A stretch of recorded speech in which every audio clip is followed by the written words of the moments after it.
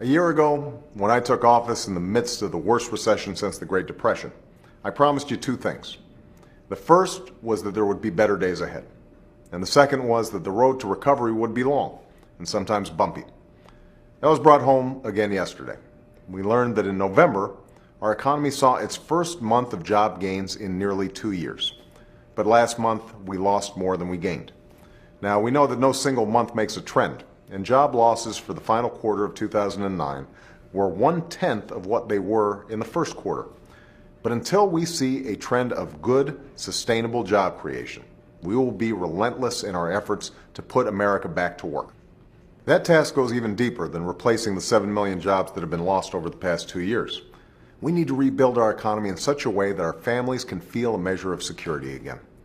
Too many of the folks I've talked with this year, and whose stories I read in letters at night, tell me that they've known their own private recession since long before economists declared one, and they still feel the recession long after economists have declared it over.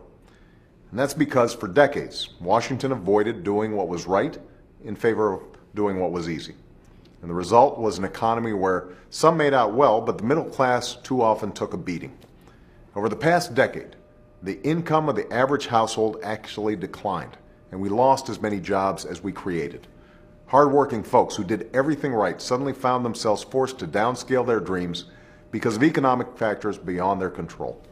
We're talking about simple dreams, American dreams, a good job with a good wage, a secure and dignified retirement, stable health care so you don't go broke just because you get sick, the chance to give our kids a better shot than we got. And that's why, as we begin to emerge from this crisis, we will not return to that complacency that helped cause the crisis. Even as we focus on putting America back to work, we're building a new foundation for our economy to create the good, lasting jobs and shared prosperity of tomorrow. We're making historic investments in science and in a clean energy economy that will generate and keep the jobs and industries of the future right here in America. We're reforming our education system so that our kids are fully prepared to compete with workers anywhere in the world and win the race for the 21st century. We're fixing our broken health insurance system that's crushing families, eating away at workers' take-home pay, and nailing small businesses with double-digit premium increases. And that's what I'd like to focus on for a moment. After a long and thorough debate, we are on the verge of passing health insurance reform that will finally offer Americans the security of knowing they'll have quality, affordable health care whether they lose their job, change their jobs, move, or get sick. The worst practices of the insurance industry will be forever banned, and costs will finally come down for families, businesses, and our government. Now, it'll take a few years to fully implement these reforms in a responsible way.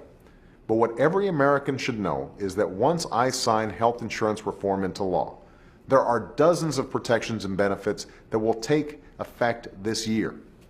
Uninsured Americans with pre-existing illness or condition will finally be able to purchase coverage they can afford. Children with pre-existing conditions will no longer be refused coverage, and young adults will be able to stay on their parents' policy until they're 26 or 27 years old. Small business owners who can't afford to cover their employees will be immediately offered tax credits to purchase coverage. Early retirees who receive coverage from their employers will see their coverage protected and their premiums go down. Seniors who fall into the coverage gap known as the donut hole will receive discounts of up to 50% on their prescriptions as we begin to close that gap altogether. And every patient's choice of doctor will be protected, along with access to emergency care. Here's what else will happen within the first year. Insurance plans will be required to offer free preventive care to their customers so that we can start catching preventable illnesses and diseases on the front end. They'll no longer be allowed to impose restrictive annual limits on the amount of coverage you receive or lifetime limits on the amount of benefits you receive. They'll be prohibited from dropping your coverage when you get sick and need it most. And there will be a new independent appeals process for anyone who feels they were unfairly denied a claim by their insurance company. In short, once I sign health insurance reform into law, doctors and patients will have more control over their health care decisions, and insurance company bureaucrats will have less. All told, these changes represent the most sweeping reforms and toughest restrictions on insurance companies that this country has ever known. That's how we'll make 2010 a healthier and more secure year for every American, for those who have health insurance and those who don't. And we enter a new decade now with new perils, but we're going to meet them. It's also a time of tremendous promise, and we're going to seize it. We will rebuild the American dream for our middle class and put the American economy on a stronger footing for the future. And this year, I am as hopeful and as confident as ever that we're going to rise to this moment the same way that generations of Americans always have, as one nation and one people.